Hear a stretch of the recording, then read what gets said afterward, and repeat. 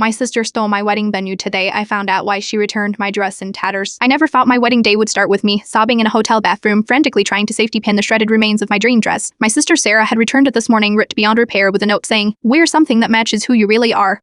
6 months ago, Sarah announced her engagement to a man she'd known for 3 weeks. Then somehow she accidentally booked my dream venue on my wedding date, the one I'd been talking about since we were cagers. Must have been a miscommunication, she claimed with that familiar smirk. More insisted I change my date, because Sarah's fiancé has family flying in from overseas. I swallowed my hurt, found a new venue, and moved on. Sarah even offered to help by taking my dress for final alterations, since she knew the best seamstress in town. What I didn't know was that Sarah had been reading my journal since high school, including entries about James, my fiancé. You see, 10 years ago, James and I had a summer fling before college. We reconnected last year, fell madly in love, and he proposed. I never told my family about our history, because it didn't seem important. That yesterday at my rehearsal dinner, Sarah pulled me aside and showed me eps of my decade-old journal. Entries about James. He's the same guy who broke your heart in high school, isn't he? The one who said you'd never be enough. Yes, he was. But what Sarah didn't know, what she didn't bother to find out before destroying my dress, was the rest of our story.